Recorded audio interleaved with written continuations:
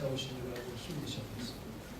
저는 오늘 이렇게 강의를 오신 스님들 그리고 많은 도반님들이 강의 들으시기 전에 이 강의 들으시는 이런 공력으로 모든 재앙을 소원을 성취해서 부처님 시공 잘하는 기원을 드립니다. 기원을 드리면서 오늘 예고대로 수행 발표 시간입니다.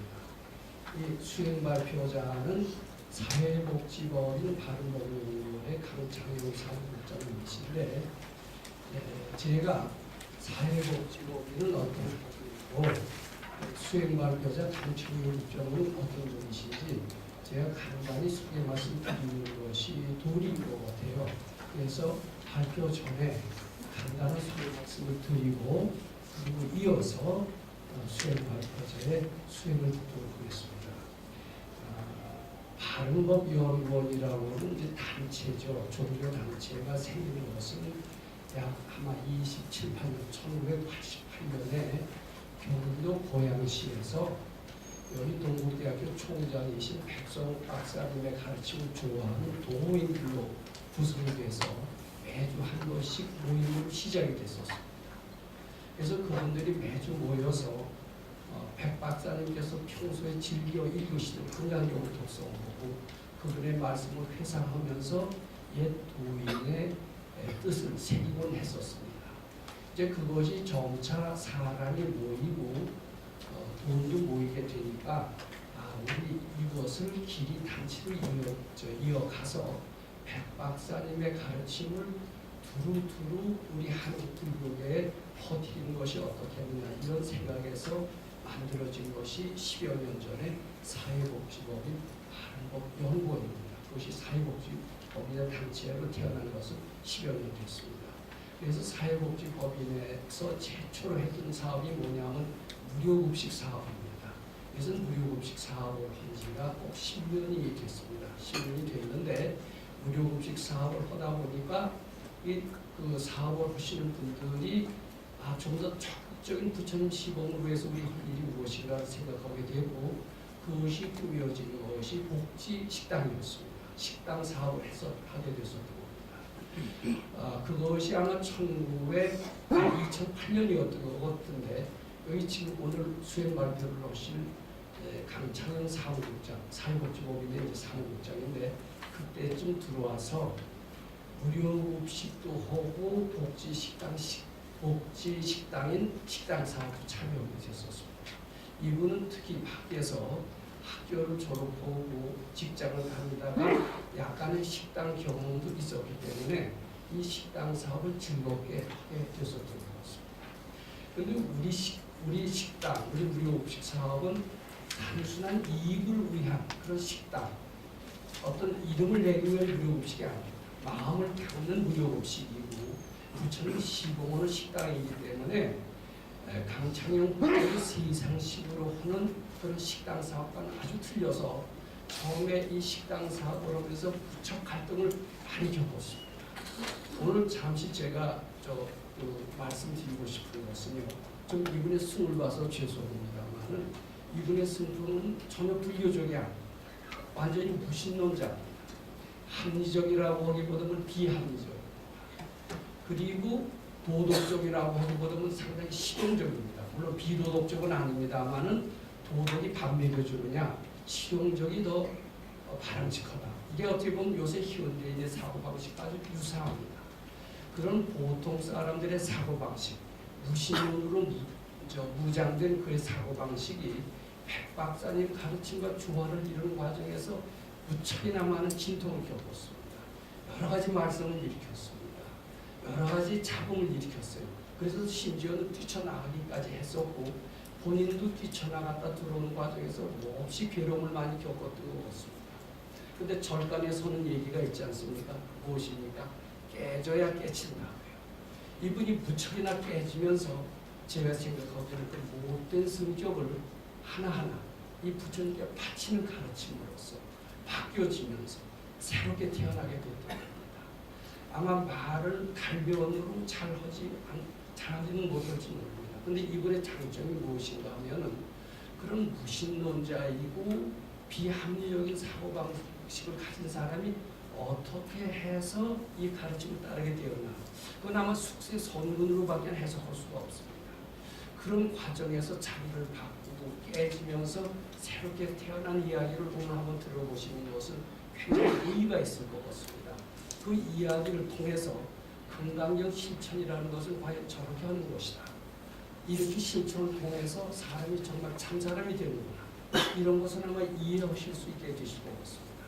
그래서 전반부 40분은 강창현 국장의 발표를 들으시고 10분을 쉬신 뒤에 그리고 그 뒤에는 들으신 그 내용을 가지고 활발하게 질문을 해주셨으면 좋겠습니다. 특히 건강경과 관련된 이야기가 많이 있습니다. 어떻게 건강경을 활용해서 어떻게 달라졌느냐, 무엇이 보람이냐 이런 이야기를 진지하게 논의해 주시고 또 해답을 들어주시기 바랍니다. 그리고 마지막에 시간이 있으면 제가 그 이야기를 종합해서 제 나름대로 결론을 맺고 앞으로 더 건강경을 공부 더 잘하자 이렇게 정리를 해볼까 이렇게 생각합니다. 그러면 지금부터 강창현 국장의 발표를 들으시고 여기 나눠드린 유인물은 그 본인이 어떻게 못된 성격을 공부를 통해서 바꿔줬느냐 그 실례를 하나하나 적어 나간 겁니다.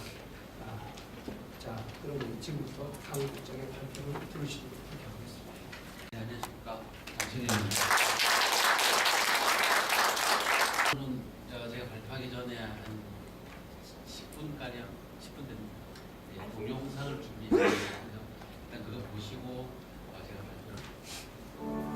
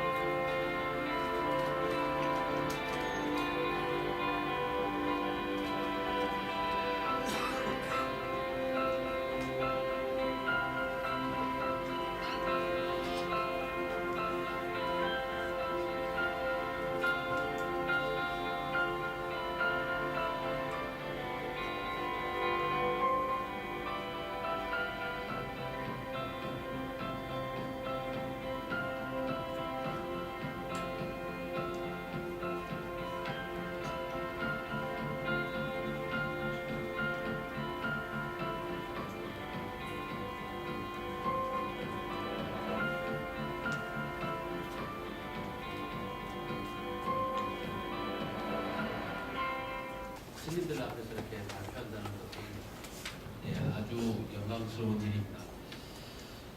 저는 참 말 주변이 없습니다. 예전에 저는 어떤 일 하면 네, 아니요, 가자, 그만하자, 중단하자, 거의 이런 식으로 일을 진행을 했습니다. 참 여러분들 앞에 이렇게 발표를 하게 해서 영광스럽고요. 이 바른법 연구원의 대표이신 김원수 선생님의 가르침 때문에 이 자리에 섰다고 저는 생각하고 있습니다. 저는 이제 이 공부를 만나기 전 어릴 적 생활을 보면요, 중학교가 이제 초등학교까지는 공부를 그럭저럭 하다가 중학생이 되면서 거의 학업을 포기합니다. 그리고 고등학교를 가서는 점심을 먹고 난 후에 책상을 옥상 위에다 올려놓습니다.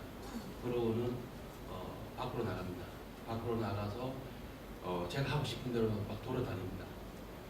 그러면은 이제 성적이 안 좋은 것은 당연한 일이고요.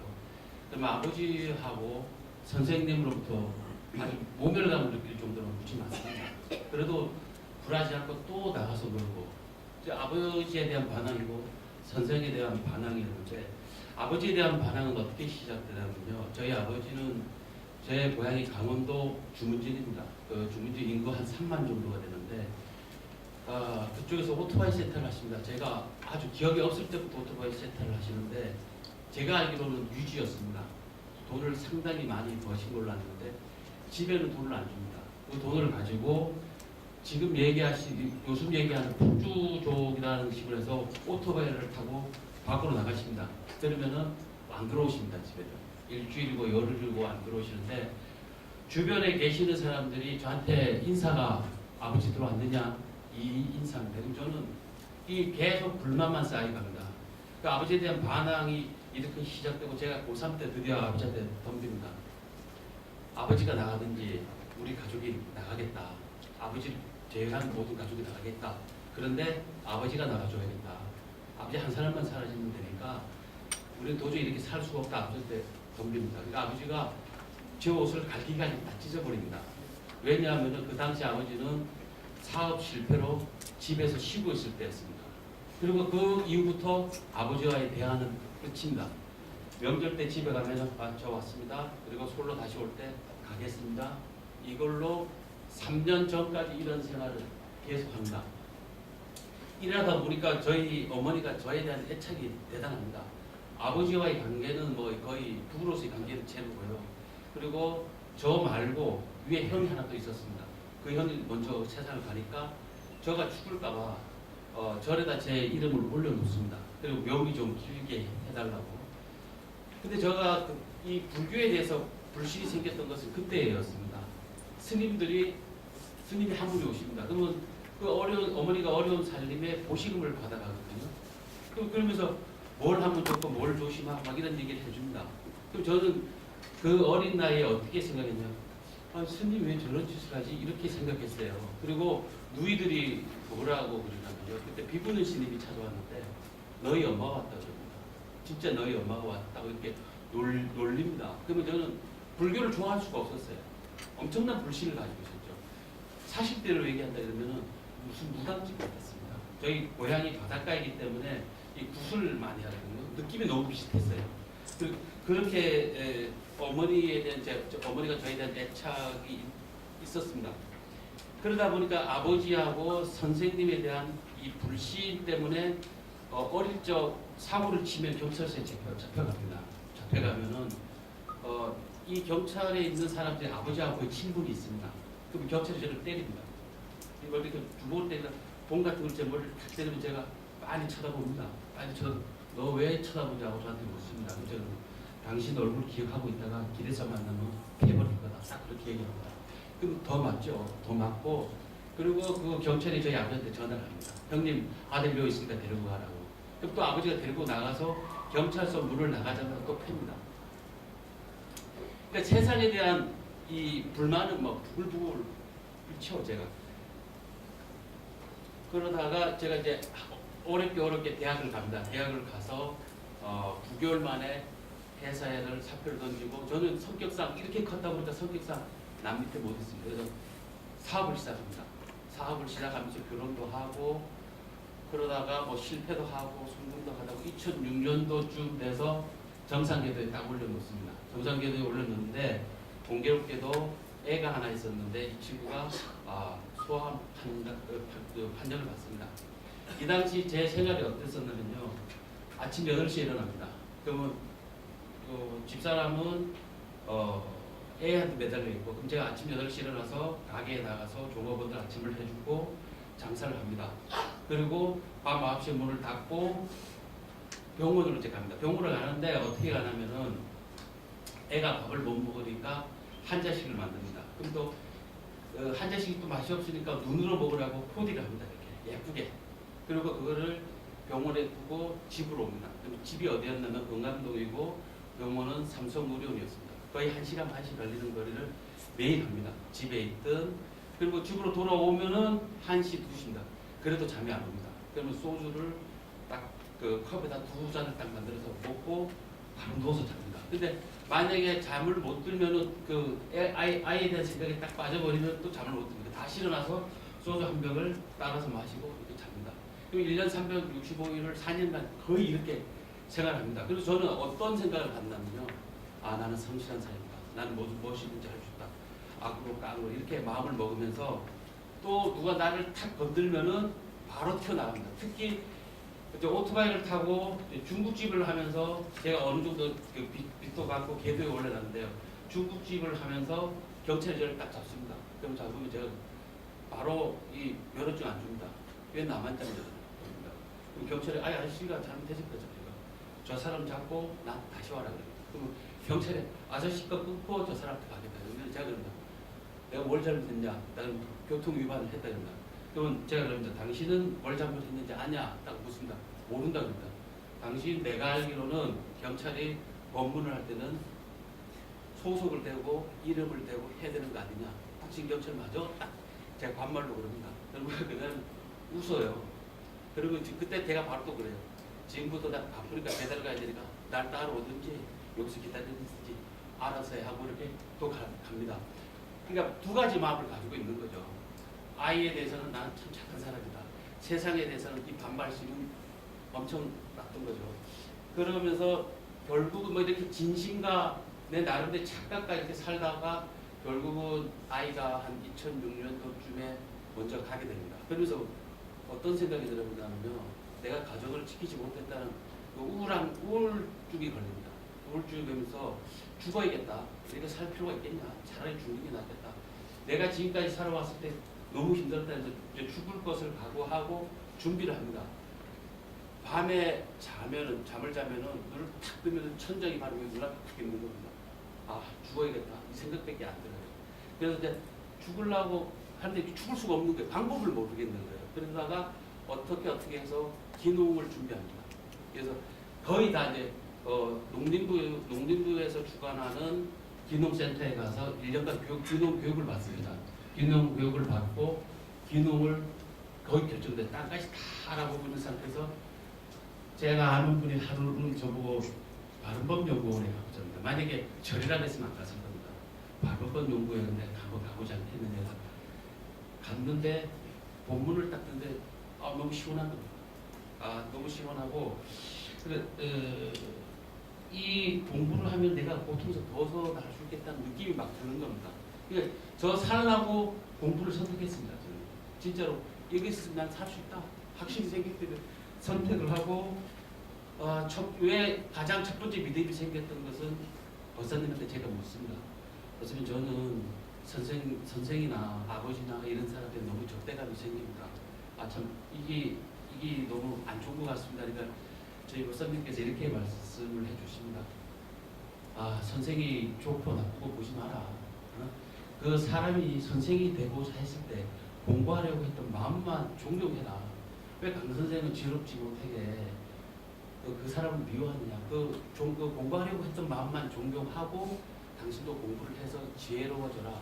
이 얘기를 딱 듣는 순간 제가 괜히 사람을 미워했다는 생각이 들더라고요. 내가 왜 괜히 그 사람 미워서 공부도 안 하고 이런 생각이 들면서 참 바보였구나 이런 생각이 드는데 실은 오늘 이 자리에서 이렇게 발표하게 된 이유도 저는 이 본문이 상당히 큰 영향을 줬다고 저는 생각을 합니다. 공부가 시작되면서 뭘 하냐면 제일 첫 번째 항상 하시는 게 이게 누구 마음이냐. 근데 이거는 답이 항상 정해져 있습니다. 내 마음이다. 근데 이것을 인정을 해야 되는데 상당히 힘들어집니다. 근데 이제 저는 이제 출가를 한다면 3개월간 뭐 했냐면요. 법당 총사하고 백박사님 동상 관리하고 그다음에 하루 건강식 축복하는 거 요것만 했었어요. 그래서 제가 장사를 하면서 사업을 하면서 꿈이 뭐였냐면은 3개월만 쉬었으면 했는데 딱 3개월 동안 아무것도 안 하면서 이것만 하면서 법당에서 그냥 쉽니다. 그 당시 모든 도반들은 출근을 하고 법사님은 학교에 계셨기 때문에 강의 나가시면 법당이 좋은 적이었습니다. 그러면 법당에 저는 불교에 대한 개념이 없었기 때문에 법당에 혼자 올라가서 이렇게 발베개 하고 누워도 있고 혼자 너무나 좋은 겁니다. 그냥 저한테 있어서는 무릉도원이었습니다. 근데 3개월이 딱 지나니까 법사님께서 딱 소임을 주십니다. 공양주를 시킵니다. 제가 식당을 했기 때문에. 그래서 주인의 자리를 하나를 살짝 던져주시, 제 지금 표현으로 얘기해서 살짝 하나 던져주는 것 같은데 이때부터 공부가 시작됐습니다. 내가 잘하는 걸 하면서 첫 번째 도반들을 꾸짖기 시작합니다. 저 사람은 공양주라는 소임이 그렇더라고요.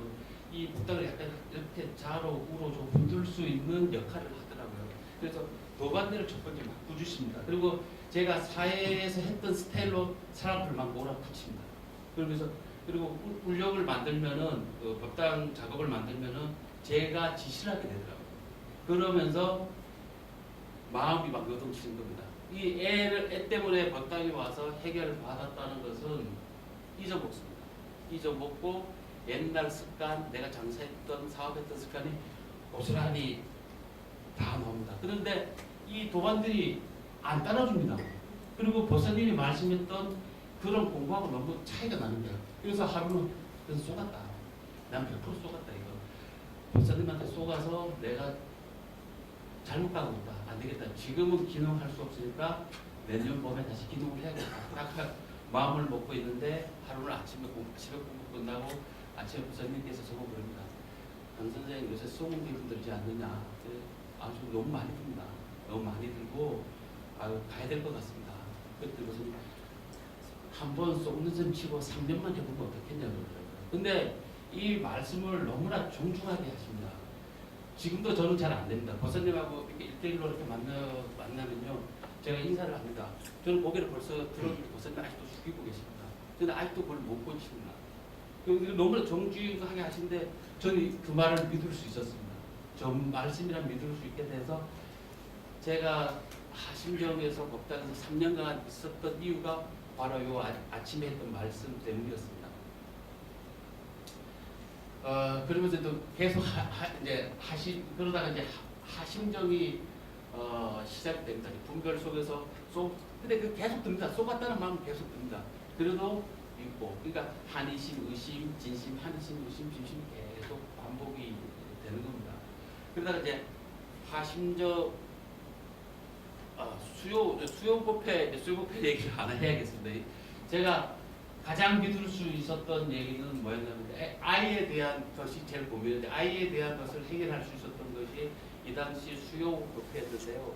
교재가 법사님이 집필하신 마음을 어디로 향하고 있는가였습니다. 거기서 저보고 이런 말 직접 얘기해 주시는데 죽은 자는 가급적이면 생각하지 마라. 죽은 사람은 물과 같고 산 사람은 흙과 같아. 물은 흙을 쓸어내린다. 근데 제가 진짜 맨날 쓸려 나가는 느낌이었어요. 기분이 맨날 뭐 하나씩 이렇게 쓸려 나가서 죽음으로 몰고 가는데 이 말씀을 들으니까 또 살 수 있겠다는 느낌이 들었고요. 또 하나는 천도를 누가 해줄 것 같느냐고 묻습니다. 부처님이 해줄 것 같느냐고 묻길래 제가 천도제를 지냈었거든요. 저희 집사람 사촌 오빠가 스님이기 때문에 천도제를 지냈었는데 제가 천도제 지내고 말을 쏘갔다 그랬어요. 무슨 천도를 하느냐 이렇게 했는데 교수님께서 천도 강선생이 해야 된다. 이 아이가 부처님 사람 몸 받아서 금강근 공부 만나서 부처님들 공부 많이 시키를 한번 원수야 봐라. 근데 말이 되는 겁니다. 이 아이가 사람 못 만나서 금강경 못 만나서 복만이 되면 이거 다시 사는 겁니다. 제가 아주 단순하게 생각했습니다. 이건 사는 거예요. 애가 다시 환생해서 살고 있는데 그러니까 걱정이 안 되더라고요. 그래서 깨끗이 씻어 낼 수가 있었죠. 이제 하심정하고 법정생활 하면서 첫 번째 얻었던 것은 편안함입니다. 그리고 두 번째 했던 게 이제 불면증은 없었을 때 술은 이제 그래서 끊게 되는 거죠. 술은 끊게 되고 진짜 공부가 이제 시작되고 또 보내주십시오. 하심정 그래도 2008년도에 하심정이 시작됩니다. 하심정이 시작되는데 저는 자신 있었어요. 제 전공도 식품이었고 제가 주로 했던 사업이 음식 요식업이었고 이건 내 나를 위해 사는 사업이다 이렇게 생각해서 뛰어듭니다. 그리고 저는 밀어붙이는 방식을 압니다. 일단 성공을 위해서는 희생을 감수하고 가야 된다는 것은 너무나 큰 사실이기 때문에 아마 모든 기업에서 더하기 빼기 성공 확률 몇 프로 가지고 다 접근하기 때문에 이 부분에 대해서는 자신이 좀 있었어요. 근데 이제서야 말씀하는데 이것이 재앙을 만드는 근거가 된다는 것은 지금에서야 알았죠. 네, 그러면서 하심정 영업이 시작되는데 법사님께서는 영업에 전혀 관여하지 않았어요. 저희 보고 주문하신 게 원세우고 받치면서 해라 이 말만 뿌립니다. 예를 들어서 제가 오늘도 법사님 제가 하심정에서 제가 일하겠습니다. 제가 먼저 원하면 하라고 하고든지 이렇게 말씀하셨어요. 근데 부사님께서 먼저 너 이거 해라 지시는 절대로 안 합니다. 내가 말씀드려야지만 그럼 하든지 절대로 아니어도 하지 말라는 말씀 안 합니다. 네가 한번 그거 하겠다고 원세우면은 깨지든지 어든지 한번 해보라. 뭐든지 공부로 연결을 시켜 주신다. 근데 제가 이제 착각을 하죠. 법사님께서 또 하심정에서 약간의 주인의 자리를 내주는데 또 옛날 습관이 나오면 진짜 주인인 줄 알고 착각을 하는 거죠. 그러면서 하심정에서는 어떤 일이 생기냐면요. 또 여기서도 세상식과 공부식에 대한 대립이 시작됩니다. 그러니까 불완전한 공부가 계속됩니다. 아까 말씀드린 것처럼 한이심, 무심, 진심, 한이심, 무심, 진심 거기다 나중에는 치심, 탐심까지만 갖다 붙게 됩니다. 그러면은 하심정에서 어떤 마음을 냈느냐고 이렇게 보게 되면요. 이 첫 번째 주인의 마음을 가장한 탐심이라고 했는데요. 저는 이 사업을 하는 데 있어서 돈 10원도 안 냅니다. 시작부터 법사님께 돈을 냅니다. 그리고 망했습니다. 첫 번째 망했습니다. 다시 재투자를 합니다. 근데 제가 속에 뭐가 나중에 알았습니다. 제 속에 뭐가 있으면 너무나 부담감 없이 사업을 하는 겁니다. 제가 장사를 할 때 망했을 때 아직 바닥까지 떨어졌을 때 포장마차까지도 했었거든요. 그런 부담감이 하나도 없습니다. 그런데 어떤 생각이 드냐면 야 이거 잘하면 먹고 사는 거에 대해서는 지장이 없겠다. 여기서 내가 한번 땡길 수 있다. 이런 생각이 들었어요. 저는 그 당시는 몰랐어요. 그 당시는 내가 이거 장사 잘 되기 위해서 법당 잘 되게 하는 거다. 이렇게 유한을 갖고 갔는데 지나고 했을 때 실은 그런 마음조차도 없었던 거예요. 그러니까 부처님 시봉한다 이렇게 들어갔으면은 제로로 시작할 수 있었는데 내가 먹고 살 수 있겠다로 시작했기 때문에 탐심으로 시작했고요. 영업이 부진합니다. 근데 저는 보입니다. 이렇게 막 보이기 시작하는데 이것은 다 도관 타신 것처럼 보입니다. 네가 잘못했어. 너는 이 시간에 이 일을 했어야 되는데 이런 생각을 하면서 막 도관들을 부으셨습니다. 그리고 진심에도 걸렸고 그리고 제가 한 번은 아까도 좀 전에 말씀드린 박사님한테 그럽니다. 도시락을 한번 다시 보시는 게 어떻겠습니까? 그러니까 해라 그럽니다. 했는데 대박이 났어요. 대박이 났는데 이때부터 또 풀기 시작합니다. 어느 정도로 오만 방자이냐면요. 저보다 한참 먼저 공부 시작한 사람인데 말도 한 번 막힙니다. 그리고 저는 이 아까 말씀드린 것처럼 밀어붙이는 식인데 제가 어떤 것이 이 위에서는 먼저 선점을 합니다. 선점을 하고 깃발을 딱 꽂아놓고 그 다음에 공격을 시작합니다. 그래서 조직력을 만들죠. 왜냐하면 저는 그렇게 살았어요. 어릴 때부터 선생하고 아버지가 하니까 친구를 좋아하고 의리를 좋아하고 그러다 보니까 학교를 그런 학교를 고등학교를 그런 학교 갑니다. 1학년, 2학년, 3학년이 학교 자체가 서클입니다. 그러니까 강원도 강릉 지방에서 사고 친 애들 별로 다 옵니다. 그러니까 지금 말하는 무슨 뭐 학교가 일진, 우리 학교 자체가 일진입니다. 그리고 만약에 저희가 강릉 시내를 딱 나갔다 저희를 못, 근데 저는 싹 하나도 못합니다. 저희를 못 건듭니다. 주문진 수고 이러면 못 건듭니다. 건들 수가 없어요. 그리고 대학을 갑니다. 대학을 가는데 실업계 같은 기여를 해서 저희 학교 애들이 한 30명을 갑니다. 그럼 걔들이 딱 운동장에 모여서 거의 조폭 수준입니다. 제가 걸어가면 후배들이 90도로 이상. 거의 이런 기운에 살았어요. 그리고 그 학교를 졸업하면은 그와 유사한 직종으로 다 갑니다. 제가 공부를 그렇게 못했는데도 좋은 회사를 갈 수 있었던 것은 저희 선배가 저를 데리고 갑니다. 그래서 시험 문제를 막 가르쳐 주다시피 입사 시험을 봅니다. 그게 너무나 물들어져 있기 때문에 모든 일을 조직력으로 합니다. 그리고 공격성으로 가져가고 나와 노선이 맞으면 다 우리 편입니다. 그러니까 요새 무슨 말하는 무슨 마피아 이런 형태가 인구 3만의 그 중진읍이라는 곳에는 형성이 돼 있어요. 지금도 형성이 돼 있습니다. 이제 이런 식으로 하심정도 운용하죠. 근데 결국은 제가 하심정을 그만두게 됩니다. 왜냐면은 있을 수가 없습니다. 이 탐짐치가 들끓다 보면은 있을 수가 없고 또 뭐가 있냐면 이 백박사님의 법칙에 대해서 제가 도전을 합니다. 어떻게 도전을 하냐면 내식이 맞다. 내식이 맞다. 그래서 또 하나님도 순국해놨기 때문에 하는데 도반들하고 부딪히는 겁니다. 그러다 이 사람들 참 못쓴 사람들 다 하고 야 내가 있을 곳이 안 되는 거 다시 귀농을 합니다. 다시 귀농을 하는데 귀농을 해서 실은 오히려 마음이 불편했습니다. 저는 죽을 줄 알았어요. 근데 법당에서 있었던 일들이 귀농지에도 똑같이 일어납니다. 제가 좋아하는 스타일은 귀농지에 다 형성이 되어 있었어요. 이건 참 이런 우연이라 할까요? 귀농을 해서 딱 내려갔는데 조치원에 내려갔는데 저를 책임져야 할 사람을 만납니다. 만나는데 저는 명목을 하는 곳을 갔는데 그분이 누구냐면요, 산림조합의 총무입니다. 총무인데 그 사람이 저희 매형 누나가 저희 매형 누나의 남편입니다. 전격적인 지원을 받습니다. 전격적인 지원을 받는데 근데 법당에서 일어나는 일처럼 이런데 내가 근데 참 신기한 게 뭐냐면요, 이 공부를 맛을 보니까요 자꾸 이쪽으로 생각을 하게 되더라고요.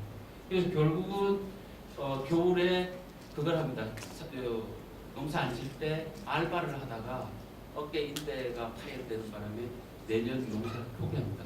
그러면서 우울증이 다시 걸려요. 그래서 제가 내려가면서 박사님한테 이렇게 말했습니다. 일요일만 나오겠습니다. 근데 일요일 날 나갑니다. 법정에 나온 박사님이 이렇게 말합니다. 강 선생 가지 말고 기다리라. 그러면 저녁 먹자고. 내신데 저녁 먹자는 말이 안 되는 거예요.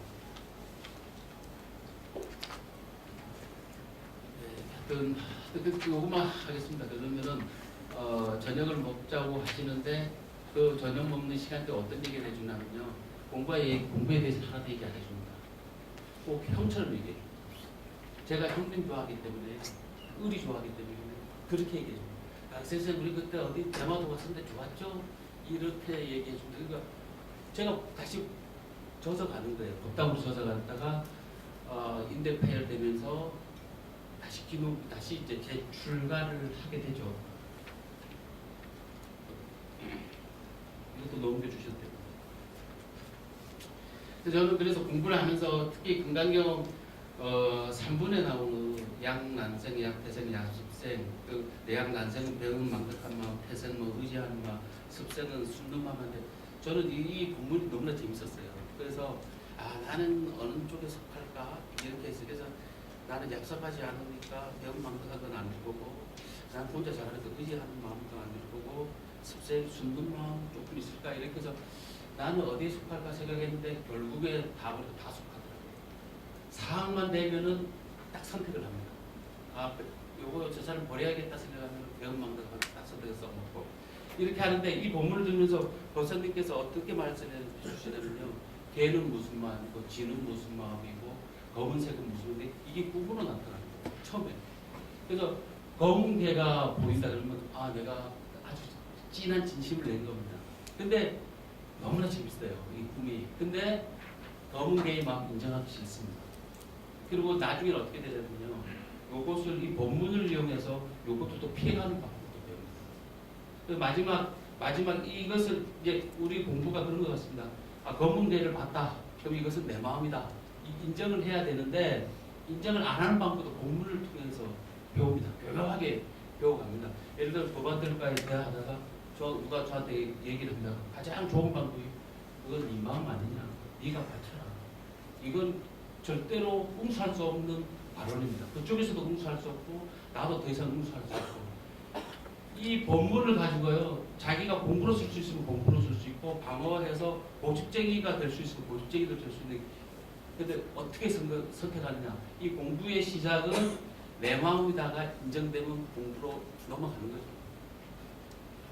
저는 금강경 공부를 통해서 3부를 통해서 이렇게 재미있게 좀 늦게 봤고요. 시간이 조금 없다 보니까 그 시구 학과에 가면 조금 더 하고 있는데 마무리하겠습니다. 예, 한 5분만 하고 마무리하겠습니다.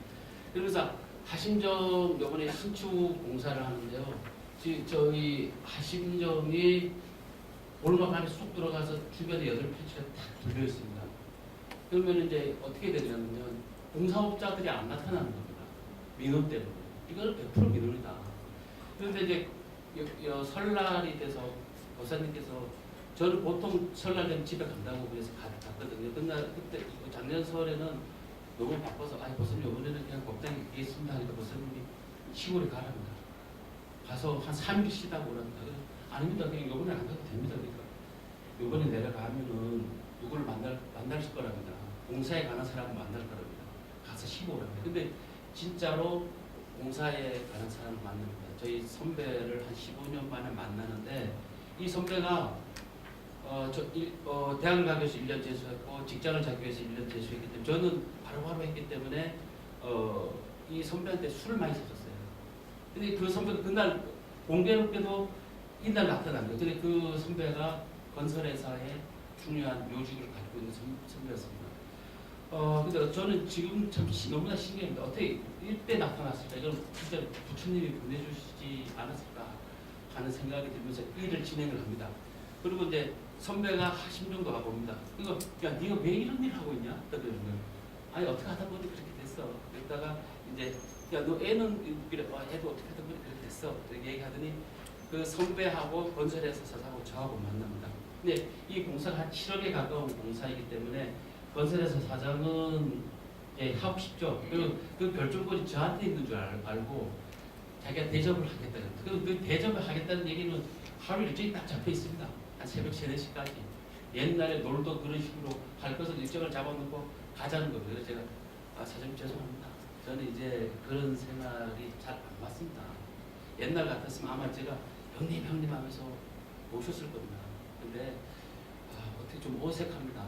술은 오늘 마시는 걸로 하고 그냥 밥 한 끼 먹고 헤어지겠습니다. 그러니까 저희 이제 그러면서 이쪽 사장님이 그럽니다. 우리 공사는 어떠한 이유로 공사비를 막 부풀립니다. 그러니까 저희 선배가 말리죠. 얘 내 동생이다. 얘도 사장 보고 형님이라고 그러더라고요. 얘도 후배 사무소 우리 잘해서 가자. 그래서 이 하심정 건축을 할까 말까를 고민을 하다가 그 사람이 우리 하심정에 대해서 물어봅니다. 하심정은 어떻게 운영을 하는가? 그럼 무료급식을 어떻게 운영하는가? 정부에서 돈을 얼마 받는가? 우리 돈 안 받는다. 하심정에서 버는 돈과 법사님의 사비와 그걸로 그 자원봉사자로 그럼 월급은 받느냐? 월급 당연히 받는다.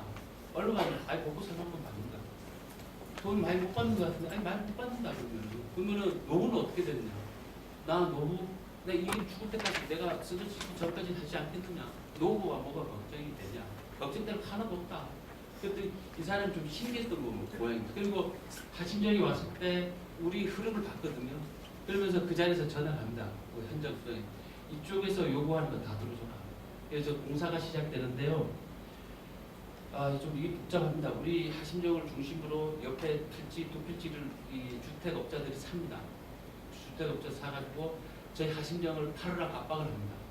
근데 저희는 여기서 해야 할 일이 너무나 많기 때문에 팔 수가 없습니다. 그리고 하심정 바로 앞에 집은 우리가 팔면 자기도 같이 묶어서 파는 겁니다. 근데 우리가 안 파니까 이 사람이 못 파는 겁니다. 근데 이 앞집이 건물을 지을 수가 없어요. 도로 앞에 있는 집이라도 맹집이에요. 이건 설명하면 좀 복잡한데요. 근데 이 사람이 우리 때문에 집을 못 팔았다 하면서 이 사람이 또 어떤 사람이냐? 건축가 공무원 출신입니다. 빠삭합니다. 공사 딱 시작하고 이틀 만에 민원을 넣습니다. 어떻게 민원을 넣냐면요.